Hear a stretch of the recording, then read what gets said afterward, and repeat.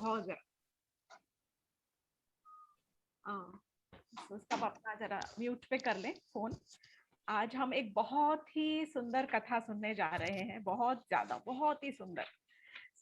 आज धनतेरस है, सबको पता है। और कल नरक चतुर्दशी या बाली प्रतिपदा, चौदस, रूप चौदस, अलग अलग नाम से। और परसों दिवाली, दीपावली। जिस दिन दीपावली के दिन तो रामचंद्र जी घर वापस आए थे, और दीपावली के ही दिन दामोदर लीला हुई थी, जिसकी हमने कथा पिछले हफ्ते सुनी थी, दामोदर लीला की शायद। नहीं, पिछले से पिछले हफ्ते I think we heard Damodar Leela. आज हम उसके दिवाली के जो अगले दिन वाला जो दिन होता है, उससे गोवर्धन पूजा के नाम से हम उसको मनाते हैं और गाय की पूजा करते हैं। तो आज हम उसी की बहुत एक सुंदर कथा सुनने जा रहे हैं, जिसमें रसराज कृष्ण ने गिरिराज गोवर्धन को कैसे उठाया था और उसको ऐसी सेवा में लगाया था कि सारे ब्रजवासियों को आनंद का अनुभव हुआ था। तो कृष्णा ने एक भक्त का इस्तेमाल किया था दूसरे भक्तों को, मतलब एक भक्त वो है गिरिराज गोवर्धन, उसको उसको उसका तो ग्लोरिफिकेशन किया गिरिराज गोवर्धन को, और उसी के द्वारा एक और भक्त इंद्र के प्राइड का, उसके घमंड का चूर करके उसको रक्षा की। क्योंकि घमंड हमारा खुद का नाश कर सकता है। किसी भी भक्त की भक्ति का नाश घमंड से एकदम चूर चकनाचूर हो सकता है। तो कृष्ण भगवान ने किस तरह से ये किया, इसी के बारे में ये पूरी की पूरी कथा is only about how he used one devotee, he glorified one devotee, he उन्होंने एक और भक्त की रक्षा की उसके घमंड को चूर करके, और बाकी इस प्रकार बहुत सारे और भक्तों को बहुत आनंद का एक अनुभव दिया, और इस प्रकार से एक लीला उन्होंने की। श्रीमद् भागवतम में 3 तरह के हरिदास लिखे। हरिदास माने जो हरि को, हरि के दास हैं, उनकी अर्चना में हमेशा रहते हैं, उनकी पाद सेवनम में हमेशा रहते हैं। वो 3 जो हरिदास है, जो उच्चतम हरिदास कहे गए हैं, वो सबसे ऊपर, सबसे नहीं ऊपर नहीं, द फर्स्ट जो थर्ड नंबर आता है, जैसे हम रेस में बोलते हैं थर्ड, सेकंड, फर्स्ट, जो तीसरा नंबर आता है उसमें आता है युधिष्ठिर का। युधिष्ठिर जो पांडवों के सबसे बड़े भाई थे, और युधिष्ठिर का जो नंबर आता है वो 3 नंबर पे आता है, हरिदास के माने में उनको रखा गया है।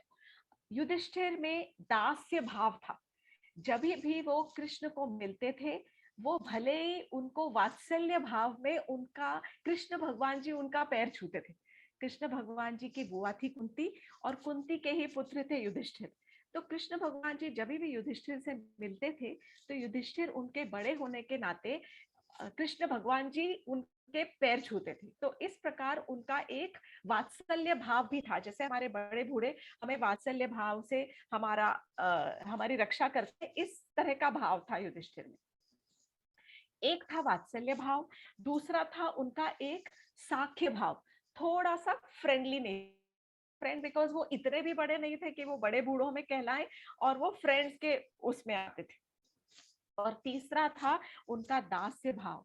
क्यों? क्योंकि जो भी कृष्ण कहते थे वो सब कुछ उनकी एक एक जैसे हमारे घर में कोई सर्वेंट होता है, तो हम उसको कैसे कुछ भी ऑर्डर प्लेस करते हैं और बोलते हैं पानी लाओ, ये कर दो, जूते खोल दो, प्रेस कर दो, तो वो सब सुनते हैं हमारी। इसी तरह से युधिष्ठिर जो थे, युधिष्ठिर महाराज जो भी कृष्ण कहते थे, वो सब उनके हर एक आज्ञा शिरोधार्य होती थी। इस भाव से, उनके हृदय के भाव से वो दास्य भाव में थे। तो एक हो गए युधिष्ठिर। उसके बाद जो नंबर आता है थोड़ा सा ऊपर स्तर पर, वो है उद्धव जी। उद्धव जी जो थे वो कृष्ण भगवान जी के कजिन थे, और कृष्ण भगवान जी के ही रूप का उनका सारूप्य था, सेम रूप, एग्जैक्टली द सेम रूप। तो जो उद्धव जी थे वो कृष्ण भगवान जी के पिता वसुदेव जी के भाई के बेटे थे, चचेरे भाई थे। चाचा उनके जो वसुदेव जी के भाई थे देवभाग, और देवभाग के बेटे थे उद्धव जी, जो कि कृष्ण भगवान जी के फास्ट फ्रेंड थे। कभी कभी हमारे ऐसे होता है कि कोई बहुत अच्छी सहेली, कोई बहुत अच्छा फ्रेंड, जिससे हम अपने हृदय की सारी गुफ्तगू और सारी इष्ट गोष्ठी बात सब कर लेते हैं। उस तरह की जो बातें करते थे कृष्ण भगवान जी केवल उद्धव जी से करते थे। जो उनको, जो ब्रज में उनकी यादें थी, उनको याद आती थी गोपियों की, और यहाँ तक कि उनकी निजी जो यादें थी राधा रानी के साथ या गोपियों के साथ या ग्वाल बालों के साथ, वो सब की चर्चा वे मथुरा में उद्धव जी के ही साथ करते थे। तो उद्धव जी को हरिदास का रूप दिया, हरिदास का स्तर दिया गया है नंबर 2 पे। और सबसे ऊपर जो स्तर है हरिवर्य, हरिदास वर्य, हरिवर्य के रूप में जो दिया गया है वो है, हरिदास वर्य के रूप में वो है गोवर्धन, गिरिराज गोवर्धन। ये गोवर्धन का इस स्तर पे ऐसा क्यों है कि जो गोवर्धन है वो उद्धव जी से भी ऊपर है? क्योंकि गोवर्धन पर्वत के ऊपर कृष्ण भगवान, भगवान जी के जगह जगह चरण पड़े हुए, उनके चरणों की छाप पड़ी हुई है। कृष्ण भगवान जी की इतनी लीलाएं हुई हैं गोवर्धन पर्वत के ऊपर। सब अपने ग्वाल बालों के साथ, गोपियों के साथ रास हुई है, लीलाएं हुई है। और उनकी जो प्यारी गायें होती थी, गौवों के साथ की लीलाएं भी वहां पर हुई है। जब जब कृष्ण भगवान जी के चरण पड़ते थे गोवर्धन के ऊपर, तो गोवर्धन रोमांचित हो जाता था। वहां पर नई कोपलें फूटती थी, नए पौधे उगते थे, और वहां पर और ज्यादा फल फूल, सब कुछ बहुत ज्यादा, उस रोमांच और उस एक्सटेसी में, उस आनंद में सब कुछ प्रफुल्लित हो जाता था। ये गोवर्धन की एक स्पेशलिटी थी। गोवर्धन ने इस प्रकार सबको सबको अपने शीश पर रखा है। ना ही केवल कृष्ण भगवान जी को, बट लेकिन उनके गौओं को भी, उनके ग्वालों को भी, उनकी छड़ी को भी, सब चीज को गोवर्धन ने अपने माथे पर, अपने शीश पर रखा है। इसीलिए गोवर्धन का जो स्तर है हरिदास वर्य में सबसे उच्चतम है। गोवर्धन माने, गो माने गाय, और वर्धन करने वाला मतलब सबको पोषण देने वाला, सबको नरिशमेंट देने वाला, ऐसा पर्वत वो है गोवर्धन। गैया को, और गैया को जो नरिश करता है वो है गोवर्धन। और गाय से प्यारा, को प्यारी चीज कृष्ण भगवान जी को और कुछ भी, सबसे प्रिय है गैया। इसीलिए कृष्ण भगवान जी को और भगवान को गोवर्धन बहुत ही ज्यादा प्रिय है। अब हम यहाँ पर देखते हैं कि गोवर्धन एक्चुअली में आया कहाँ से। हम थोड़ी सी कुछ कथा जाएंगे पीछे। ये तो जब हम बात कर रहे हैं वो है द्वापर युग की, जब कृष्ण भगवान जी आए थे।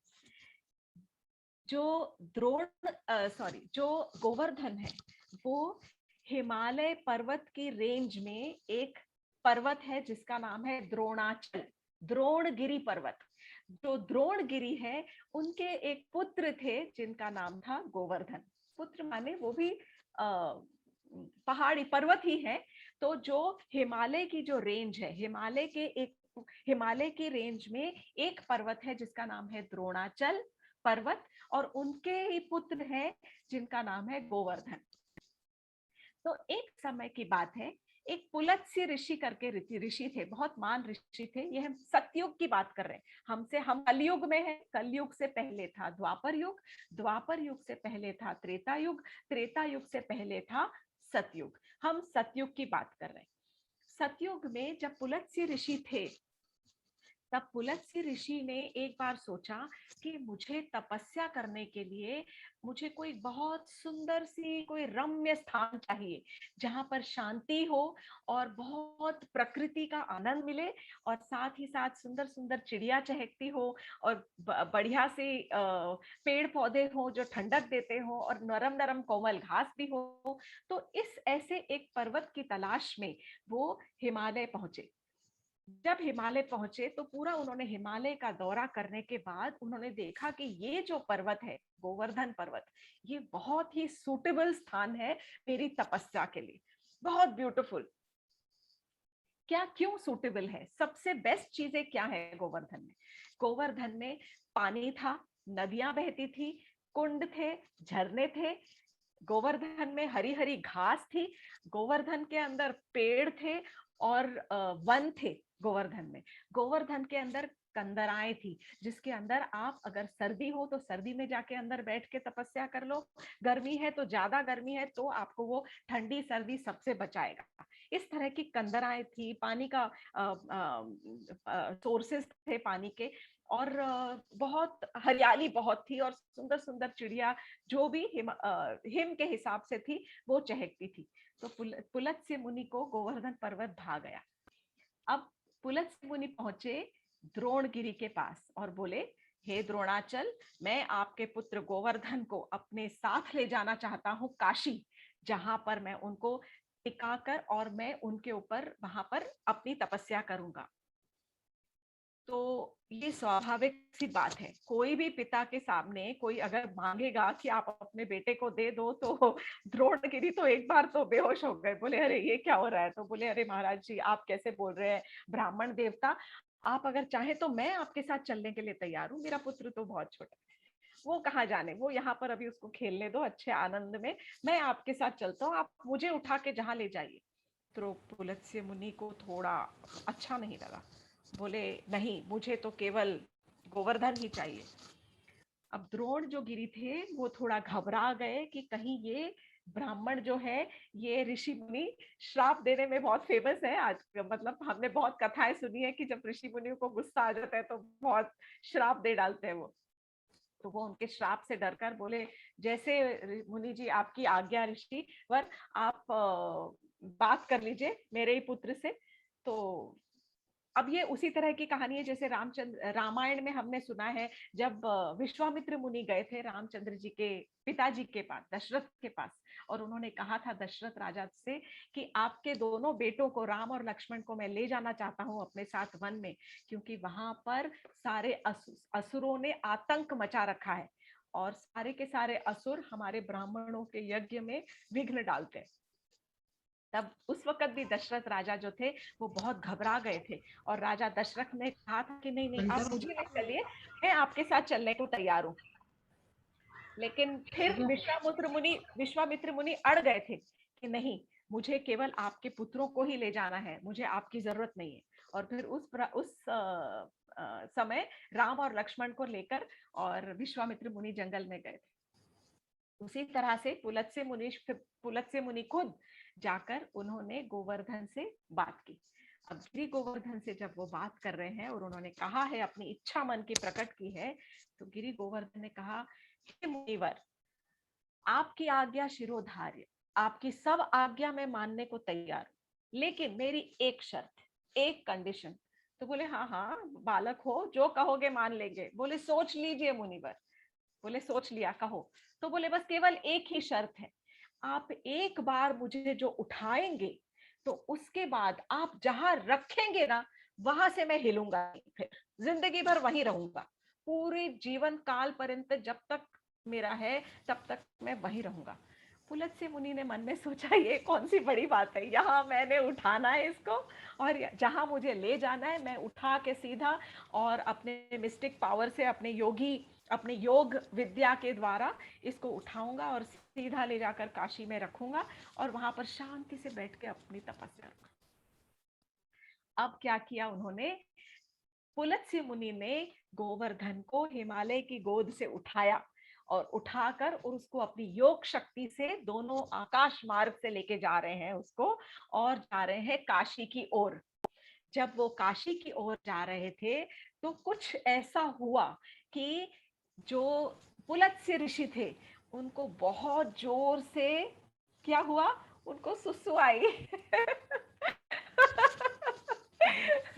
तो उनको ऐसा लगा कि अब तो मुझे जाना है, दिस इज नेचर्स कॉल, मतलब अब ये तो रोक नहीं सकते, जब आती है तो आती है, और जब जाना है तो जाना है। तो उन्होंने बहुत कंट्रोल करने की कोशिश की, पर उनसे रुका नहीं गया। उन्होंने उठाया गिरिराज पर्वत को और एक जगह पर ठहराया, और कहा, बस मैं जरा गया और यूं आया, और वो निवृत्त होने के लिए चले गए। वो जब जाकर वहां पर निवृत्त होकर, और जब वो वापस आए, निवृत्त होकर अपने हाथ हाथ धो के और सब करके जब वापस आए, तो उठाने लगे, तो गिरिराज तो उठे ही ना। तो फिर से उन्होंने प्रयत्न किया, वो तो उठे ही ना। उन्होंने मंत्र बोले कुछ और मंत्रों के द्वारा उठाने की कोशिश की, पर गिरिराज तो उठे ही नहीं। तो उनको गुस्सा आ गया, उन्होंने बोला, गोवर्धन हल्के हो जाओ, क्या हुआ? बोले, नहीं ऋषिवर, आप भूल गए पर मुझे याद है। आप अपना वचन भूल गए, आपने मुझे वचन दिया था कि यही कंडीशन पर मैं आपके साथ चलूंगा कि अगर एक बार जहां पर आपने मुझे रख दिया तो आपने रख दिया, वहां से मैं हिलूंगा नहीं। पुलत्स्य मुनि को बहुत गुस्सा आया, बहुत गुस्सा। और जब ऋषि मुनियों को गुस्सा आता है तो वो क्या करते हैं? वो दे देते हैं श्राप। तो उन्होंने गोवर्धन को बहुत उठाने की कोशिश की, बहुत मनाने की कोशिश की। गोवर्धन वॉज वेरी स्मार्ट, बहुत स्मार्ट थे गोवर्धन। उन्होंने जानबूझकर अपने आप को वृंदावन की भूमि में ठहराया था, क्योंकि उनको भगवान की लीला में सम्मिलित होना था। जहां पर आज खड़े हैं वृंदावन, गोवर्धन, वो वृंदावन में हिमालय से पुलत्स्य मुनि उठा के लेके आए थे, और उन्होंने वृंदावन में उसको रखा। और फिर वो निवृत्त होने के लिए गए, आए, और गोवर्धन तो उठे ही नहीं। तो फिर ऋषिवर पुलत्स्य मुनि ने उनको दे दिया श्राप। और जो उन्होंने कहा, बोले, तुम्हें मैं श्राप देता हूं कि तुम हर रोज, दिन ब दिन, ये सतयुग का श्राप है, सोचिए, दिन ब दिन एक राई के दाने के बराबर तुम जमीन में धंसते जाओगे। रोज एक राई के दाने के बराबर तुम रोज इतने इतने हिसाब से रोज तुम जमीन में धंसते जाओगे, ये मेरा तुम्हें श्राप है। तो वो श्राप देकर पुलत्स्य मुनि तो काशी लौट गए, और गिरिराज गोवर्धन रह गए वृंदावन में, सतयुग से राह देखते कि कब मुझे भगवान के प्रभु के दर्शन होंगे। अब तो मैं ब्रिज भूमि में पहुंच गया हूं। ये एक कथा है। एक और ये जो है कथा, हाउ गोवर्धन केम अबाउट, मतलब कैसे वो आए। एक कथा और आती है जो कि पुराणों में जैसे कही गई है कि एक बार राधा रानी ने कृष्ण भगवान जी से कहा कि मुझे कोई एक बहुत सुंदर एक रास स्थली के लिए एक बहुत सुंदर अरीना बना के दीजिए, जैसे एक बहुत सुंदर रास स्थली का आप निर्माण कीजिए। तो कृष्ण भगवान जी ने सब गोपियों की ओर देखा। ये हम गोलोक वृंदावन की बात कर रहे हैं, जो उनके नित्य लीला स्थली है, ऑलवेज परम नित्य लीला स्थली। वहां पर गिरिराज गोवर्धन उस वक्त मतलब नहीं थे, प्राकट्य की हम बात कर रहे हैं। तो कृष्ण भगवान जी को राधा रानी और सारी की सारी गोपियां जो हैं उनकी तरफ देख रही हैं, और उनसे प्रार्थना कर रही हैं कि कोई इतना कोई सुंदर रम्य स्थान बनाइए, जो हमारी रास स्थली का एक निर्माण कीजिए। सो कृष्ण भगवान जी ने राधा रानी की तरफ देखा, गोपियों की तरफ देखा, और उनके हृदय से एक ज्योति प्रज्वलित हुई। और वो जो ज्योति थी, जिसको हम प्रेम ज्योति कहते हैं, वो उनके प्रेम की जो ज्योति प्रज्वलित हुई, और वो उठकर और जमीन पर गिर पड़ी। जो कृष्ण प्रेम था वो निकला उनके हृदय से, and it fell on to the ground. वो धरती पर गिरी और वो फैलती गई।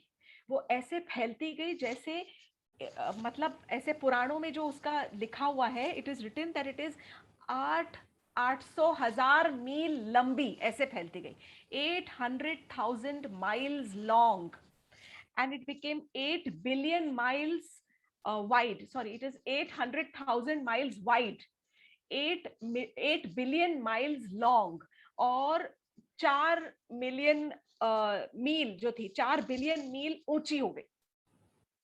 ऐसे ऊंचा ऊंचा ऊंचा ऊंचा, मीलों मीलों ऊंचा होती गई, बाहर फैलती गई। और वो धीरे धीरे धीरे धीरे 180 मिलियन मील लंबी ऊंची होती गई। ये कैसे ऊंची होती गई? ये कृष्ण प्रेम है। कृष्ण प्रेम तो रोकना बहुत मुश्किल, और वो भी कृष्ण प्रेम, कृष्ण के हृदय से उपजा हुआ कृष्ण प्रेम, उसको तो कोई रोक नहीं सकता, केवल कृष्ण ही रोक सकते। फिर उस पर कृष्ण ने उसको रोका और कंट्रोल किया, और ये जो कृष्ण प्रेम था, ये गिरिराज गोवर्धन के रूप में उसका प्राकट्य हुआ। तो ये जो जो भगवान ने अपने हृदय से जो प्राकट्य किया, अपने प्रेम को एक पर्वत के रूप में उसका प्राकट्य किया, केवल राधा रानी और गोपियों के कि उनके आनंद के लिए, उनके प्लेजर के लिए। सो ये जो दो कहानियां उनके प्राकट्य के बारे में आती हैं, हमने सतयुग की कथा सुनी। अब सतयुग चला गया, उसके बाद आया त्रेता युग। नेक्स्ट युग इज त्रेता युग, जब लिया था रामचंद्र जी ने जन्म। I am sure most of you have not heard about और रेड दीज स्टोरीज, नहीं सुनी होंगी ये कथा। तो जब त्रेता युग आया और रामचंद्र जी का युग था, हम जंप करेंगे उस समय जब सेतु का निर्माण हो रहा था।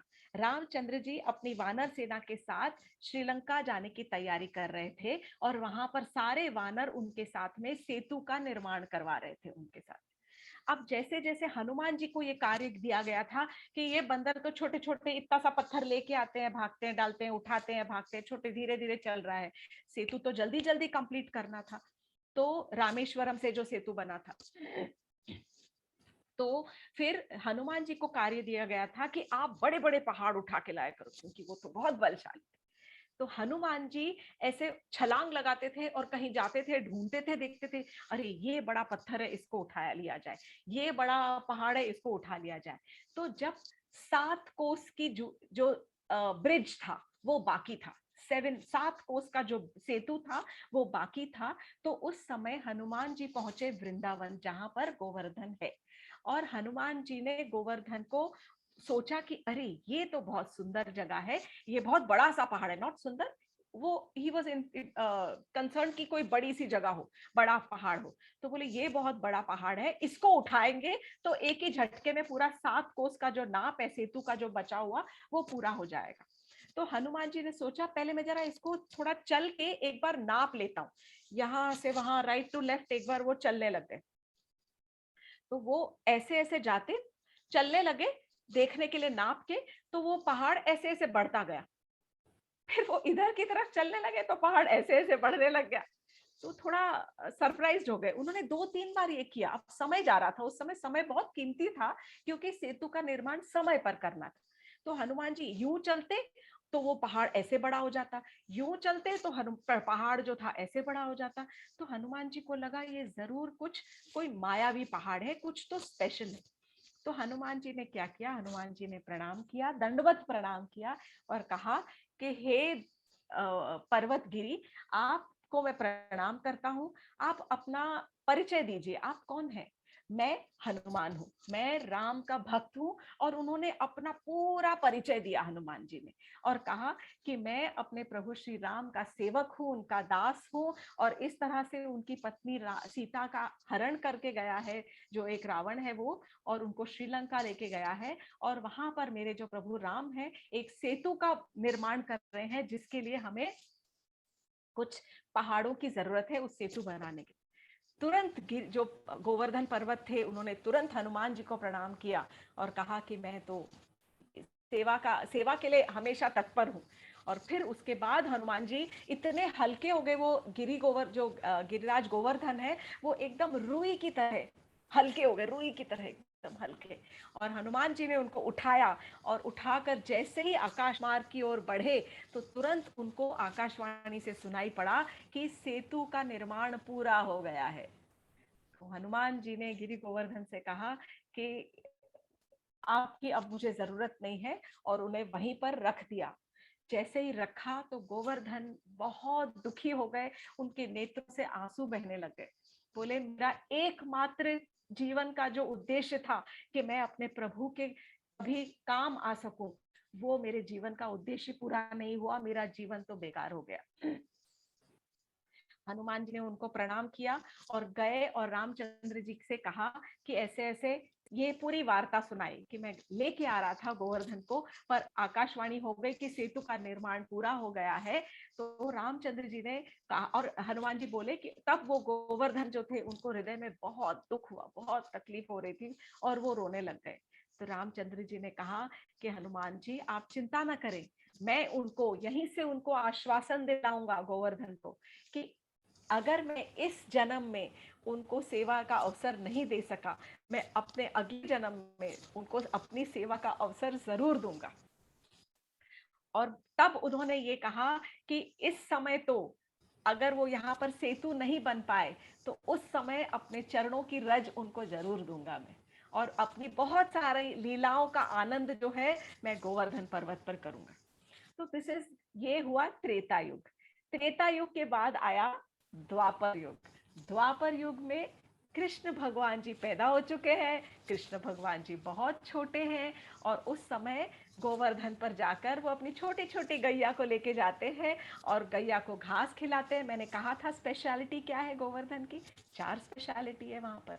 बहुत मीठी मीठी घास है गैया के लिए, बहुत मीठा मीठा पानी है वहां पर, कुंड है, झरने हुआ करते थे बहुत अच्छे सुंदर। तो जितने ग्वाल वाल हैं उनकी प्यास बुझती थी, सारी गैया की, ग्वालों की, जो बछड़ों की, सबकी प्यास बुझती थी।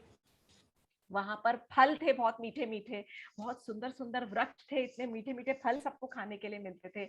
और वहां पर कंदराएं थी कि जब बारिश आ गई तो वहां बैठ जाए, गर्मी हुई तो वहां पर चुपके बैठ जाए आराम से, या सर्दी ज्यादा लगे तो कंदराओं में बैठ जाए। कंदरा माने गुफाएं जो होती थी वो गोवर्धन। तो कृष्ण भगवान जी गोवर्धन का आनंद ले रहे हैं। और अब क्या हो रहा है, एक दिन कृष्ण भगवान जी घर आते हैं गैया चरा के, छोटे छोटे ग्वाल बालों के साथ अपने और बछड़ों के साथ, और देखते क्या है, घर में बहुत बड़ी पूजा की तैयारी हो रही है। पूरे घर में अलग अलग प्रकार के पकवान बन रहे हैं और नंद बाबा जो है वहां पर ऐसे बैठे हुए हैं। नंद बाबा यूं बैठे हैं और सबको बोल रहे हैं, अरे सुन भाई इधर आओ, केले के पत्ते ले आया क्या, अच्छा चावल रोली आ गई क्या, और क्या क्या जो भी यज्ञ यज्ञ सामग्री आ गई क्या। इस तरह से सबको पूछ रहे हैं क्योंकि वो तो राजा है ना वहां के, ब्रिजराज। तो सबको वो पूछ रहे हैं कि सारी यज्ञ की सामग्री आ गई क्या क्या। तो कृष्ण भगवान जी सोच रहे ये क्या हो रहा है। तो कृष्ण भगवान जी ने जाके अपने बाबा से, नंद बाबा से पूछा, बाबा ये क्या हो रहा है, जरा मुझे भी तो समझाओ किस चीज की तैयारी हो रही है। तो नंद बाबा ने कहा कि अरे बेटा, अच्छा मैं बताऊं, कल इंद्र की पूजा होने वाली है। तो बोले इंद्र की पूजा, ये इंद्र कौन है। तो नंद बाबा बोलते हैं, अरे लल्ला सुन, जो इंद्र है ना वो बारिश के देवता हैं, वो हमें बारिश देते हैं, और जब बारिश देते हैं तो बारिश होती है तो अच्छी फसल उगती है, अच्छी अच्छी घास उगती है। जब अच्छी फसल उगती है, और हम तो ग्वाले हैं, हम अपने गैया को पालते हैं, तो गैया हमारी अगर मीठा मीठा चारा खाएगी तो मीठा मीठा दूध देगी, फिर उस दूध को हम बेचते हैं और उस दूध से हम दही दूध पनीर बनाते हैं, उसको हम बेचते हैं। तो और अगर इंद्र भगवान अच्छी बारिश देते हैं तो मीठी मीठी घास उगती है। तो कृष्ण भगवान जी ने बोला कि ये तो कुछ मजा अच्छा नहीं लग रहा है, मतलब मैं नहीं समझता कि ये इंद्र की वजह से है, घास तो सारी गोवर्धन पे उगती है। तो बोली लेकिन बेटा उगती तो वहां पर है, लेकिन देते तो बारिश इंद्र ही है ना। बोले नहीं नहीं, इंद्र की कोई पूजा वूजा नहीं करनी है। तो अच्छा, फिर कृष्ण भगवान जी पूछने लग गए, मुझे ये बताओ कि जो आप ये पूजा कर रहे हो, ये क्या हमारे शास्त्रों में कहीं कही गई है। तो आप देखें कि कृष्ण भगवान जी हर एक तरह का सवाल पूछ रहे हैं। वो बोल रहे हैं आप मुझसे कुछ छुपाओ मत, कभी भी अपनी फैमिली से, अपने जो बच्चों के साथ में सीक्रेट्स नहीं रखनी चाहिए। कृष्ण कह रहे हैं सबको सब कुछ बताना चाहिए, और अगर आपको लगता है कि मुझे समझ में नहीं आता है तो ये गलत फहमी है, मुझे सब समझ आता है, आप मुझे सब अच्छे से समझाइए। और मुझे ये भी बताइए कि इसका कहीं पर भी शास्त्रों में कुछ लेख है क्या, कहाँ लिखा है कि इंद्र की पूजा होनी चाहिए। तो नंद बाबा बोले नहीं, कहीं नहीं लिखा है, ये तुम अपने मन से करते हैं। तो बोले मन से करते हैं ना, तो फिर अब ये एक पूजा मेरे मन से होगी। तो बोले नहीं नहीं बेटा, ऐसे कैसे हो सकता है। बोले नहीं, अब तो वो जिद पे अड़ गए कृष्ण भगवान जी। बोले नहीं, अगर आप ये शास्त्रों में नहीं लिखा है और केवल एक रिचुअल की तरह है, सिर्फ पीढ़ी दर पीढ़ी करते आ रहे हो, तो एक नया रिचुअल मैं शुरू करने वाला हूं, और वो मेरी खुशी के लिए होगा। तो एक्चुअली कृष्ण भगवान जी ने बहुत कोशिश की कुछ एक कर्म मीमांसा फिलॉसफी समझाने की। फिलॉसफी ये समझाई कि इंद्र जो है वो आपके ऊपर कोई मतलब स्पेशल उपकार नहीं कर रहा है बारिश देकर, वो उसकी ड्यूटी है। वो इंद्र के देवता है, वो बरसात के देवता है, उनको बरसात करनी है तो उनको बरसात करनी है, ये उनके हमारे ऊपर कोई उपकार नहीं है। इसीलिए उनको ये जो यज्ञ पूजा करके उनको घूसखोरी देने की कोई जरूरत नहीं, उनको ब्राइब करने की कोई जरूरत नहीं है, उनको रिश्वत देने की जरूरत नहीं है। आप उनको रिश्वत दे रहे हो, जो ये गलत है। ये कृष्ण भगवान जी खास कहते हैं। इसका पूरा विवरण गर्ग संहिता में आया है। तो नंद बाबा को तो ये फिलॉसफी कुछ समझ में नहीं आई लेकिन उन्होंने सब ने मिलकर सिर्फ ये डिसाइड किया कि हम इंद्र पूजा नहीं करेंगे, हम गोवर्धन पूजा करेंगे। क्यों? क्योंकि कृष्ण को चाहिए, कृष्ण चाहते हैं कि गोवर्धन पूजा हो, इसलिए। तो क्या था कि पूरा जो ब्रिज था वो पूरा का पूरा सिर्फ कृष्ण के अराउंड रिवॉल्व होता था। पूरा कृष्ण के चारों तरफ उनकी दुनिया पूरी उधर ही बसी हुई थी। इतने इतने प्यारे थे, इतने प्यारे थे कि कोई कृष्ण को रुष्ट, कोई कृष्ण को नाराज, कोई कृष्ण को रोता हुआ देख ही नहीं सकता था। तो जब छोटा बच्चा एक बार जिद करके बैठ गया कि नहीं बाबा, नहीं बाबा, और उन्होंने फिलॉसफी समझाने की कोशिश की, अब वो बेचारे सिंपल ब्रजवासी, उनके नहीं समझ में आए बात रिश्वत की, तो वो क्या करे? इट इज नॉट, उनकी कोई गलती नहीं। तो नंद बाबा ने कहा ठीक है, जाने दो, अगर तुम चाहते हो कि मेरा बेटा लल्ला चाहता है कि हम गोवर्धन पूजा करें, तो हम गोवर्धन पूजा करें। अच्छा बाबा ठीक है, तुम बताओ अब कैसे करें? अब तुम ही बोल रहे हो। तो बोले देखो मुहूर्त निकाला जाए। नंद बाबा बोले, कृष्ण भगवान जी बोले नहीं, कल होनी थी गोवर्धन पूजा, कल होनी थी सॉरी इंद्र पूजा, तो कल इंद्र पूजा नहीं होगी। इंद्र पूजा की जगह पर गोवर्धन पूजा होगी। नंबर एक। नंबर दो, जिस तरह से आप यज्ञ करने वाले थे, उसी यज्ञ सामग्री से, उसी पूजा की सामग्री से, सेम उसी तरह से आप यज्ञ करोगे। एग्जैक्टली वही तरीके से आप करोगे। तो आपको सिर्फ इंद्र पूजा को गोवर्धन पूजा से रिप्लेस कर देना है। क्यों? क्योंकि गोवर्धन मुझे बहुत प्रिय है। गोवर्धन मेरे, उन्होंने सारे रीजंस बताए मुझे क्यों प्रिय है। क्योंकि मुझे पानी मिलता है, घास मिलती है, मेरी गैया को घास मिलती है, हमें कंदराओं की शेड मिलती है, फल फूल मिलते हैं हमको वहां पर खाने के लिए। और हम गोवर्धन पर्वत की परिक्रमा करेंगे। और मेरी जितनी गैया है ना, प्यारी प्यारी छोटे छोटे बछड़े हैं, गाय है, मेरी सारी गैया की आप पूजा करना सब। तो कृष्ण भगवान जी ने ये शुरू करवाया गोवर्धन पूजा वाले दिन कि ब्राह्मण पूजा होगी, गोवर्धन परिक्रमा होगी, और गैया की पूजा होगी। ये तीनों चीज होती है गोवर्धन पूजा के दिन। तो सबसे पहली परिक्रमा गोवर्धन की कृष्ण भगवान जी ने स्वयं लगाई थी, स्वयं। ये इसके बीच में मैं थोड़ा सा एक कहूंगी, जो जो गोवर्धन है वो आ, मतलब भक्त भी है और भागवत भी है। मतलब वो भक्त स्वरूप में भी आते हैं और स्वयं भागवत स्वरूप में भी आते हैं। तो भक्त स्वरूप में तो हमने देख लिया, क्योंकि उनकी बहुत तीव्र इच्छा थी भगवान की सेवा करने के लिए, और वो किस तरह से भगवान के चरणों को हमेशा शिरोधार्य करते रहे हैं। लेकिन वो भागवत कैसे हुए, ये अब हम बताएंगे कि भगवान ने स्वयं अपने आप को गोवर्धन के रूप में प्रकट किया। तो उन्होंने कहा कि सब लोग, सारे ब्रिजवासी, सबके सब सुंदर सुंदर बहुत तरह तरह के पकवान बना के लाए। जैसे अन्न का कूट होता है, अन्न कूट किया जाए, पहाड़ बनाए गए। मतलब सिर्फ खाना नहीं कि एक कटोरी या एक दोना या एक पत्तल भरकर, सबको बोला गया कि आप जितना बना सकते हो खाना, उतना, जितने प्रकार के व्यंजन बना सकते हैं उतने प्रकार के आप व्यंजन बनाकर और लाएं, और उसका हम भोग लगाएंगे गोवर्धन को।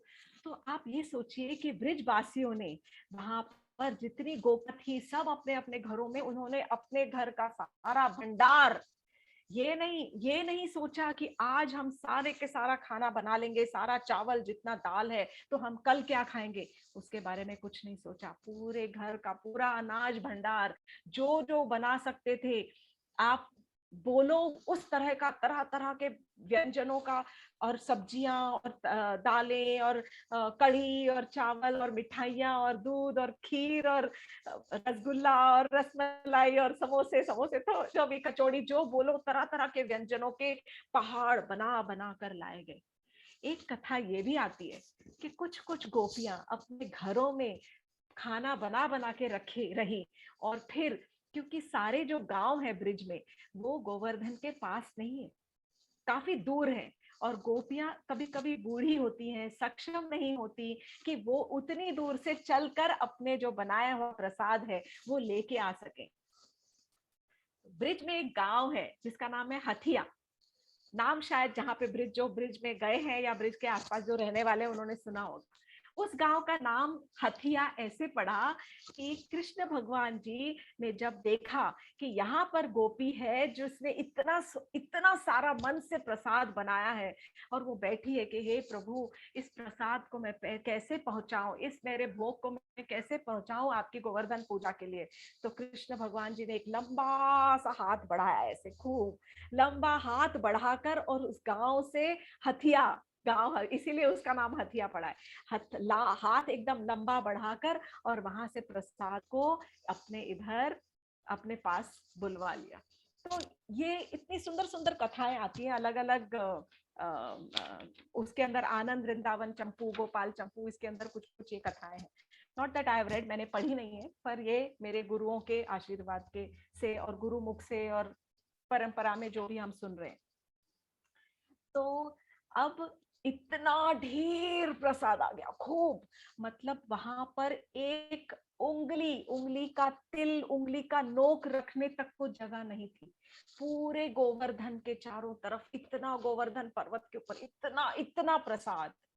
उस समय कृष्ण भगवान जी ने चतुर्भुज रूप में दर्शन दिए हैं पहाड़ के ऊपर।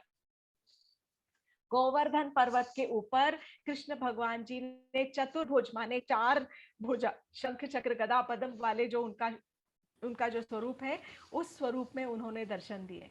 और उस स्वरूप में उन्होंने दर्शन देकर, और फिर यहाँ पर छोटे कृष्ण खड़े हैं, छोटे से, बोले देखो देखो, आपने कभी इंद्र को देखा नहीं? देखा ना, ये देखो स्वयं गिरिराज पधारे हैं, स्वयं गिरिराज ने दर्शन दिए हैं, आप इनको नमन करें, इनको आप प्रणाम करें। और सारे ब्रजवासी लेट गए, दंडवत प्रणाम करने लग गए। और कृष्ण भगवान जी वो जो चतुर्भुज रूप में पहाड़ के ऊपर बैठे हैं और सारा प्रसाद खाने लग गए, सारा जो भोग, ये खाया वो खाया, और धीरे धीरे सारा जो भोग था वो गायब होने लग गया। सारा का सारा इतना सारा भोग था, सब खा गए, सब खा गए। और फिर बोलने लगे अनियोर अनियोर, अनियोर माने और लाओ और लाओ। और ब्रिजवासी बोले और कहां से लाए, सारा तो दे दिया सब तो दे दिया, अब और कहां से लाए? सब कृष्ण भगवान जी में जो छोटे छोटे लल्ला, जो कृष्ण भगवान जी थे ना वहां पे छोटे से लाला, उन्होंने एक तुलसी का पत्ता दिया और वहां पे रखा। और फिर जब वो चतुर्भुज रूप के जो कृष्ण थे, उन्होंने वो तुलसी पत्ता ग्रहण किया और फिर उनका पेट भर गया। उसके बाद क्या हुआ? उसके बाद फिर जादू, ऐसा चमत्कार हुआ कि वो चतुर्भुज रूप जो था गोवर्धन का, वो जो कृष्ण भगवान जी का, वो हो गया गायब। और उसके बाद सारा का सारा प्रसाद फिर से प्रकट हो गया एज इट इज। सारा का सारा जो प्रसाद था, जो भगवान ने भोग लगाया था, वो पुनः ऐसा वैसे ही प्रकट हो गया।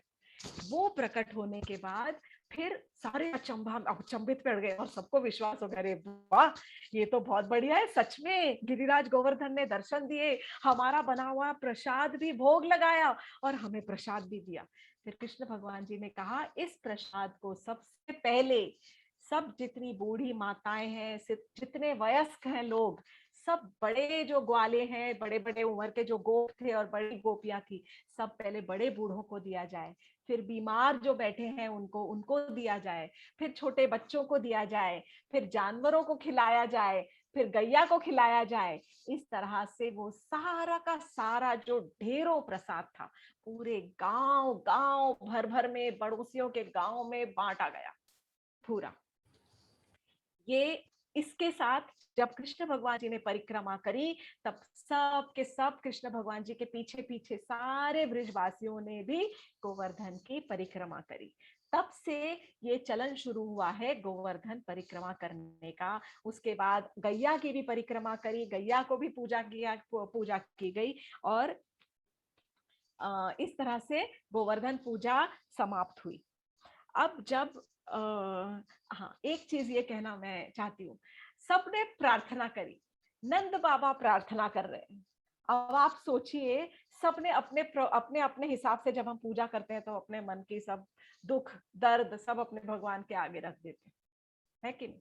तो नंद बाबा जो है प्रार्थना कर रहे हैं गोवर्धन से।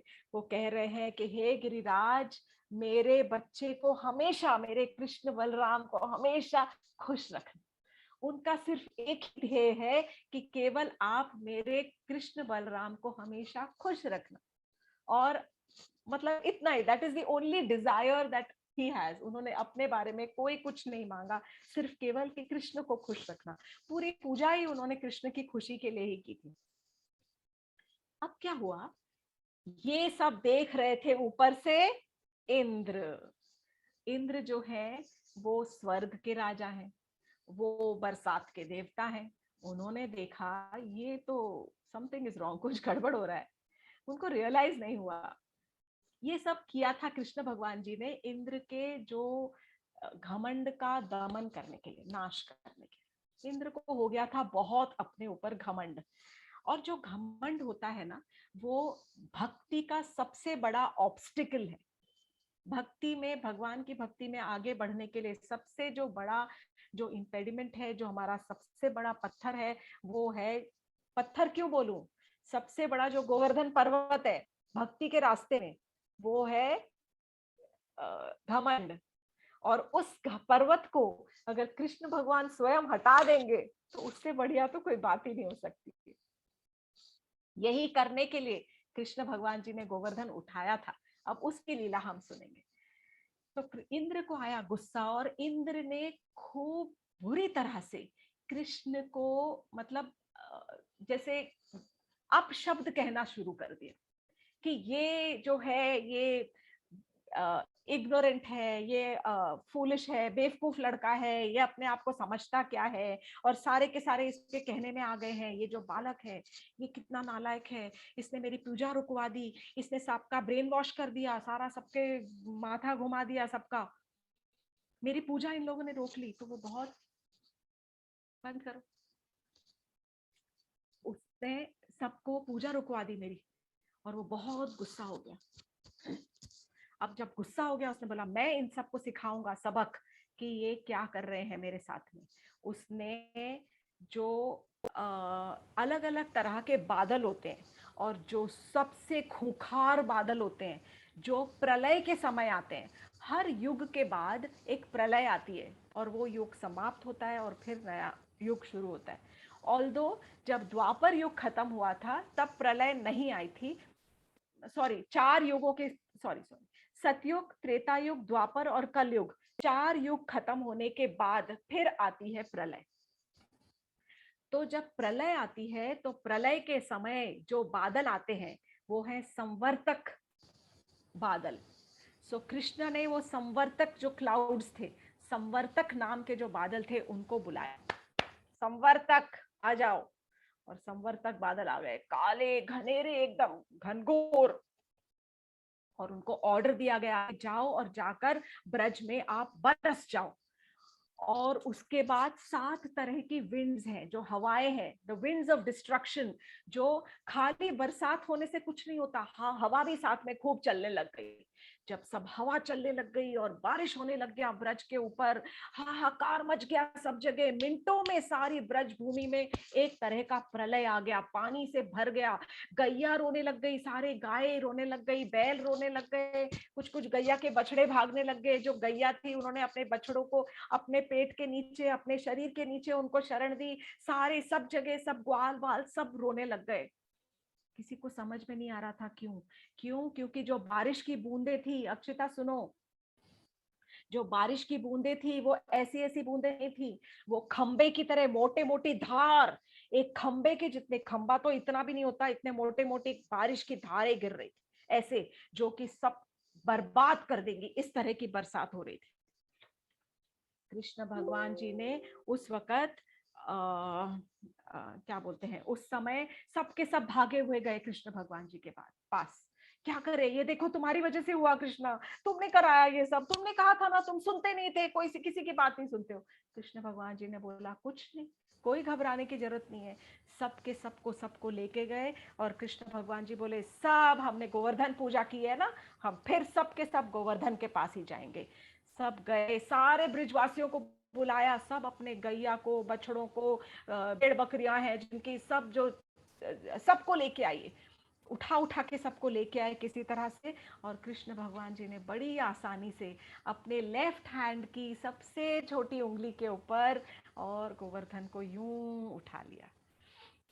लेफ्ट हैंड, लेफ्ट हैंड सबसे वीक वाला हैंड होता है ना, हमारा स्ट्रॉन्ग हैंड होता है, हम जो राइटीज है, जो राइट से लिखते हैं, हमारा स्ट्रॉन्ग हैंड राइट। कृष्ण भगवान जी भी राइटी थी, लेकिन ये दिखाने के लिए कि लेफ्ट हैंड सबसे कमजोर हाथ, उसकी सबसे कमजोर उंगली लेफ्ट हैंड। लेफ्ट हैंड से तो हम कुछ पेन भी नहीं उठा सकते, कुछ नहीं कर सकते।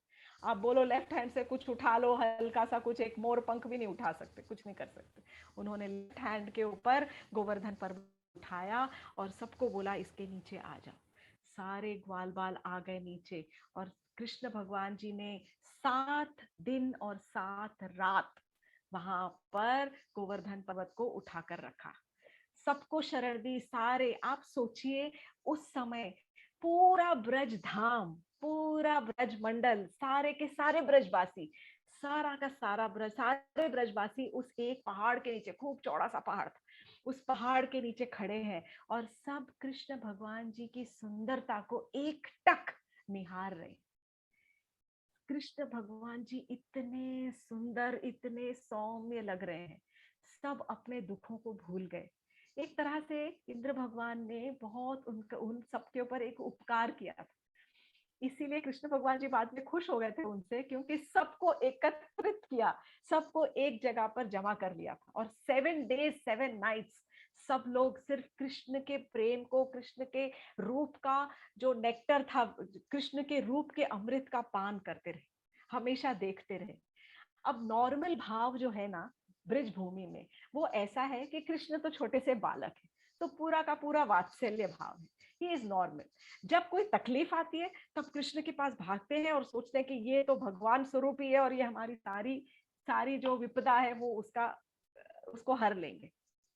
लेकिन इस समय विपदा को तो उठा रखा है कृष्ण ने, तो फिर से उनका वात्सल्य रूप शुरू जागृत हो जाता है। और जितने वो गोप हैं और ग्वाले हैं, उन्होंने तुरंत अपनी अपनी लकड़ियां उठाई और वो लकड़ी से, छड़ी से, और वो टेक रहे हैं कि वो लग रहा है गोवर्धन पर्वत को टेक कर रहे हैं कि अरे बेचारा हमारा जो कृष्ण है उसकी उंगली थक जाएगी गोवर्धन पर्वत को उठाते उठाते। तो उन्होंने वो अपनी अपनी छड़ी से टेक लगा रखा है पर्वत को, कोई फर्क नहीं पड़ता उस टेक से। 7 दिन 7 रात बारिश होती रही, लेकिन सारी की सारी बरसात जो है वो गोवर्धन पर्वत के ऊपर जैसे ही पड़ती थी, गोवर्धन पर्वत को छूते ही वो इवेपोरेट हो जाती थी। इवेपोरेट को मतलब उड़न छू हो जाती थी, गायब हो जाती थी जो भी। तो उस वहां पर बिल्कुल बारिश नहीं पड़ रही थी, बाहर सब तरफ बरसात थी। वो इंद्र हैरान था, ये क्या हो रहा है, व्हाट इज दिस, क्या हो रहा है, ये क्या हो रहा है, यहाँ पर तो बिल्कुल बारिश ही नहीं हो रही, और बाकी सब जगह पूरी ब्रजभूमि में सब तरफ बरसात बरसात बरसात। 7 दिन 7 रात वो देखता रहा देखता रहा देखता रहा। फिर उसको समझ आया कि ये तो मेरे से गड़बड़ हो गई बहुत, मैंने तो इतना बड़ा अपराध कर दिया, ये तो स्वयं कृष्ण है, ये तो परम पुरुषोत्तम भगवान है। और फिर जब उसको ये रियलाइजेशन हुआ तो उसको लगा है मैं कहाँ अपना सिर छुपाऊं, मैं कौन से चुल्लू भर पानी में डूब मरूं, मैं किस तरह भगवान से प्रार्थना कर कर अपने अपराध की क्षमा मांगू। तो उसने तुरंत संवर्तक जो बादल थे उनको बुला लिया, तुरंत बारिश रोक दी और वो भागा। जो देवताओं के जो गुरु है बृहस्पति, वो बृहस्पति के पास भागा और बृहस्पति के चरणों में गिर गया। उसने कहा, हे मेरे गुरु वर्य गुरुदेव, मुझे आप बताएं कि मैं अपनी किस तरह से, मैं किस मुंह लेकर क्षमा मांगने जाऊं। तो बृहस्पति ने कहा, मैं समझ रहा हूँ तुम्हारी स्थिति क्या हो सकती है, बहुत कठिन चीज है, लेकिन एक काम करो, कृष्ण भगवान जी को गैया बहुत पसंद है, कृष्ण भगवान जी को गाय पसंद है, तो तुम सुरभि गाय को अपने साथ ले जाओ, क्योंकि तुम अकेले जाओगे ना तो तुम्हें खूब डांट पड़ेगी और खूब मार पड़ेगी, लेकिन तुम्हारे साथ जब सुरभि गाय जाएगी तो कृष्ण भगवान बहुत, मतलब गाय गैया के सामने तुम्हें डांट नहीं लगाएंगे। अब यहाँ पर जैसे ही बारिश रुकी, सब चिल्लाने लग गए, ये हिप हिप हुर्रे जैसे बच्चे चिल्लाते हैं तो सब बहुत खुशी से चिल्लाने लग गए, खुश। फिर कृष्ण भगवान जी ने धीरे से सबको बोला बाहर निकलो, छड़ी वड़ी लेके, और हल्के से उस गोवर्धन को नीचे रखाया, धराया, और फिर बोला कि अब आप सब लोग अपने घर जाओ। जैसे कृष्ण भगवान जी ने वो गोवर्धन पर्वत नीचे रखा, नंद बाबा ने और सारे जितने बड़े बड़े जो गोप थे, उन्होंने कृष्ण भगवान जी को ऐसे अपने गले लगा लिया। उनका मैया लोग सारी उनकी बलैया ले रही थी और उनको खूब अपने गले लगा के चूम रही थी उनको अच्छे से। और फिर सब सब अपने अपने घर चले गए, बोले अब अपनी अपनी गैया को संभालो, खाओ पियो। अब वहां पर आप सोचो 7 दिन 7 रात किसी को भूख नहीं लगी, किसी को प्यास नहीं लगी बिल्कुल भी। वो खा चुके थे सारा खाना एक दिन पहले ना, भगवान जी ने इतना अनियोर अनियोर करके जो खाया था, तो खुद का भी पेट भरा रहा, बाकी सबका पेट किस तरह भरा रहा, क्योंकि कृष्ण के रूप में अगर जब आप रम जाते हो तो कृष्ण के रूप का जो अमृत है उसी से ही आपका मन भर जाता है। सारी भूख प्यास नींद सब गायब। उसके बाद सब जब चले गए, तब कृष्ण भगवान जी को तब एकांत में गए, और तब इंद्र उनको एकांत में मिलते हैं। और इंद्र जो देवता है वो अपनी सुरभि गाय को लेके आए, और सुरभि गाय को लाकर और वो पूरा उन्होंने सबसे पहले अपना मुकुट उठाकर कृष्ण भगवान जी के चरणों में रखा, कृष्ण भगवान जी को दंडवत प्रणाम किया, और उसके बाद उन्होंने क्षमा की कि बोले हे प्रभु मुझे क्षमा कर दीजिए, मुझ जैसा अधम पापी कोई ना होगा। मैंने आपके रूप को पहचाना नहीं, और मैंने इतना मतलब बहुत आपको बहुत त्रासदी, बहुत ज्यादा मैंने आपको तकलीफ दी। कृष्ण भगवान जी ने कहा कोई बात नहीं इंद्र, ये सब मैंने केवल तुम्हारे दंभ को उसका दमन करने के लिए किया था, क्योंकि तुम भी मेरे भक्त हो, और मुझसे अपने भक्तों की जो कमियां हैं त्रुटियां हैं उनको पूरी करने का भी मैंने ही जिम्मेदारी ली हुई है। जो भक्त मेरे प्रिय है, मैं नहीं चाहता कि कोई भी भक्त की भक्ति में उनका जो दम्भ है, उनका प्राइड है, वो विघ्न डाले। तब इंद्र देवता ने क्या किया, इंद्र देवता ने सुरभि का जो गैया गैया का जो दूध था वो दूध निकाला, उस दूध से कृष्ण भगवान जी का अभिषेक किया, और अभिषेक करने के बाद जो उनका हाथी था ऐरावत, वो आकाश गंगा, हमारे यहाँ पे आकाश गंगा की गंगा से वो पानी लेके आया था, उस गंगा से कृष्ण भगवान जी का अभिषेक किया, और फिर उनको खूब प्रेयर्स बोली गई। ये गर्ग संहिता में भागवतम में भी है, जो इंद्र ने उनकी जो स्तुति की है, कुछ श्लोक हैं जो स्तुति की है इंद्र देवता ने। ये सारा का सारा जो हो रहा था ना यहाँ पर, कुछ ग्वाल बालों ने देख लिया। छोटे छोटे जो ग्वाल बाल थे, कृष्ण भगवान जी के फ्रेंड्स जो थे, उन्होंने देख लिया कि हाय ये क्या हो रहा है, ये तो कोई इतना बड़ा राजा है और ये कृष्ण भगवान जी का अभिषेक कर रहा है दूध से और गंगा जी से। तो उनके जाने के बाद वो सारे के सारे ग्वाल बाल आगे खेलने के लिए बोले अरे कृष्ण अब हम तुम्हारा अभिषेक करेंगे। तो उन्होंने कुछ पत्थर जमा किए वहां पर, एक शिला यहाँ से, एक शिला ऐसे 2-3 पत्थर जमा करके, और एक ऐसे सिंहासन बनाया, और कृष्ण भगवान जी को उस सिंहासन पर बिठाया, और उन्होंने अपनी गैया के दूध से उसका स्नान किया, जमुना जी के पानी से कृष्ण भगवान जी का अभिषेक किया, और इस तरह से उसके बाद में दिस वाज फन, जो होता है ना कि मस्ती कर रहे हैं और खेल रहे हैं। तो इस तरह से ये गोवर्धन लीला का जो कृष्ण के गोवर्धन लीला के सहारे करके कृष्ण भगवान जी ने इंद्र की जो गर्व था उसका नाश किया उन्होंने। अब 2 चीजें आती हैं, 2-3 कुछ कुछ प्रश्न जैसे आते हैं हमारे, कि कोई भी देवता ऐसे कैसे कर सकता है कि कृष्ण के होते हुए उनके भक्तों को इतना दुख दे। कई बार आता होगा किसी किसी के मन में सवाल, अगर कृष्ण चाहते तो उनको गोवर्धन उठाने की कोई जरूरत ही नहीं पड़ती, वो सारा का सारा पानी यूं ही पी जाते। उन्होंने दावानल को पिया था, जब 1 बार 2 बार दावानल पिया था, आग लगी थी तो कृष्ण भगवान जी आग को पूरी की पूरी आग पी गए थे। वो चाहते तो पूरा पानी यूं चुटकी बजाते और इवेपोरेट हो जाता, वो चुटकी बजाते तो वो मतलब सब ठीक हो जाता, बट उन्होंने ऐसा नहीं किया। उनको ये लीला का आनंद देना था, और उनको एक किसी तरह से एक मतलब एक लेसन सबको सिखाना था। इट इज लाइक, अगर हम हमेशा, जैसे मैं सबको बोलूं कि चलो आज मेरे घर में ना सिर्फ आप सब मिठाई खाने आइए, तो पहले मैं आपको जलेबी खिलाऊंगी, फिर मैं इमरती खिलाऊंगी, फिर मैं रसमलाई खिलाऊंगी, फिर मैं राजभोग खिलाऊंगी, फिर मैं मथुरा के पेड़े खिलाऊंगी, फिर मैं, तो वो सब लगेगा अरे बाप रे बहुत हो गया। मतलब फिर वो उसके बाद थोड़ी देर बाद जब मैं आपको खीर खिलाऊंगी, तो आप बोलोगे अरे ये खीर में तो कुछ टेस्ट ही नहीं है, वो पहली रसमलाई और राजभोग के बाद ही मन भर जाएगा, बोले अब मीठा नहीं खाया जाता। और इसीलिए कृष्ण की लीला में हर तरह का रस है। थोड़ी सफरिंग भी चाहिए, थोड़ा सेपरेशन भी चाहिए, थोड़ा विरह भी चाहिए। जब विरह आता है तभी साथ में रहने का भी आनंद आता है। इसीलिए जब मिर्ची खाओगे, मिर्ची खाने के बाद रसमलाई खाने का मजा ही कुछ और है ना। अगर मैं बोलूं कि खीर खाओ, खीर के बाद रसमलाई खिलाती हूँ, रसमलाई के बाद कुल्फी खिलाती हूँ, कुल्फी के बाद राजभोग खिलाती हूँ, टेस्ट ही नहीं, सब एक जैसा लगेगा। जब हम थाली में खाना खाते हैं तो हर तरह का रस चाहिए थाली में, और कृष्ण भगवान ने अपनी लीलाओं में हर एक तरह का रस परोसा है, हर एक तरह का रस परोसा है।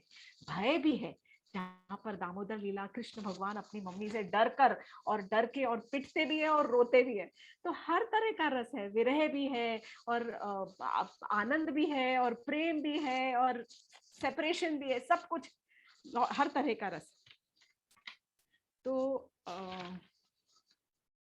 आई थिंक दैट इज अच्छा। सिर्फ इतना है कि हम जब ये गोवर्धन पूजा करेंगे, तो जहां जहां पर भी आप जिस शहर में हैं, अगर कोई ना कोई जरूर मंदिर होंगे जहां पर अन्नकूट होगा, जरूर दर्शन करने जाएं, गैया की परिक्रमा करें, और थोड़ा अगर दान पुण्य कर सकते हैं कहीं वो जरूर करें, थोड़ा सा अच्छा कुछ प्रसाद बनाकर अपने ठाकुर जी को भोग लगाएं और प्रार्थना करें कि हे प्रभु, मेरी भक्ति के राह में, मेरे भक्ति मार्ग में यदि कोई भी मेरे विकारों का गोवर्धन वहां बैठा है, जो मेरे अनर्थों का गोवर्धन जो बैठा है मेरे भक्ति के मार्ग में, कृपया उस गोवर्धन को आप उठाकर और हमेशा उठाए रखें, उसको रास्ते में रोड़ा ना बनने दें, उसको रास्ते का पत्थर ना बनने दें। वल्लभाचार्य जी जो थे वो कृष्ण भगवान जी के परम भक्त थे, और वो श्रीनाथ जी के बड़े भक्त थे। श्रीनाथ जी जो है वो गोवर्धन धारी कृष्ण का ही स्वरूप है।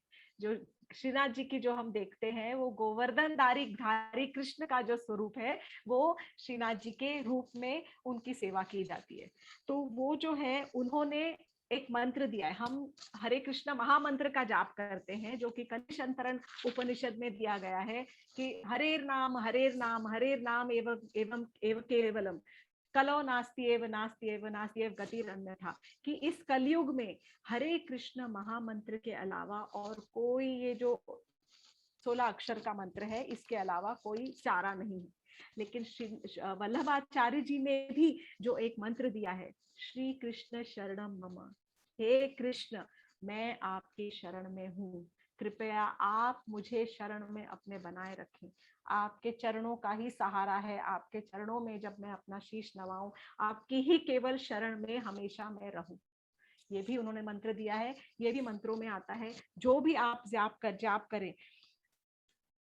कई बार देखा गया है कि भक्ति के राह में बहुत ज्यादा पैसा, बहुत ज्यादा वेल्थ, स्ट्रेंथ, इंटेलिजेंस, बुद्धि, धन, सुंदरता, और ये सब चीजें जो है ना हमारी भक्ति में रोड़ा भी डाल सकती है और हमारी भक्ति को बढ़ावा भी दे सकती है। ये दोनों कार्य कर सकती है। भगवान कभी कभी हमें बहुत अच्छे संपन्न परिवार में जन्म देते हैं, या बड़े संपन्न परिवार में हमारा पोषण करने का प्रबंध करते हैं, ताकि हमें रोज रोज की ये जो चर्या है, जो हमारा जो रोज का खाने पीने का और ये जो रोज की भागदौड़ में हमारा दिमाग ना हमें लगाना पड़े, ताकि हम अपने, अगर हमारे पास में हम हर तरह से संपन्न हैं, तो हम अपना ज्यादा से ज्यादा समय अपने भगवत भक्ति में और अपने भगवान के साथ जो हमको अपना रिलेशनशिप रीएस्टैब्लिश करना है उसमें हम बना सके।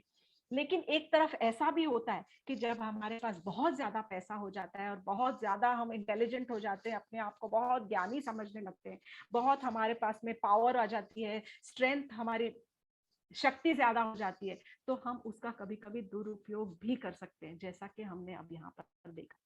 तो इसके लिए हमेशा अगर हम भगवान की शरण लेंगे और केवल हम भगवान से यही प्रार्थना करेंगे कि हे प्रभु, केवल आप हमें राह दिखाइए कि इस जो भी आपने मुझे जो गुण दिए हैं, जिन गुणों से मुझे संपन्न किया है, उस गुण को मैं किस तरह से आपकी सेवा में लगा सकूं। मुझे दिशा बताइए, मुझे रास्ता बताइए। अगर मैं किसी तरह से भी अपने रूप को, अपने सौंदर्य को, अपनी शक्ति को, अपने भक्ति को, अपने वेल्थ को, अपने धन धान्य को, सब मैं किस तरह से आपकी सेवा में लगा सकता हूँ, वो अगर हम करेंगे प्रार्थना, तो कृष्ण हमेशा हमेशा हमारे ऊपर अपनी कृपा बरसाते रहेंगे। तो जय श्री कृष्णा एंड हरे कृष्णा। तो ये थी गोवर्धन लीला की कथा। और बस सबको दीपक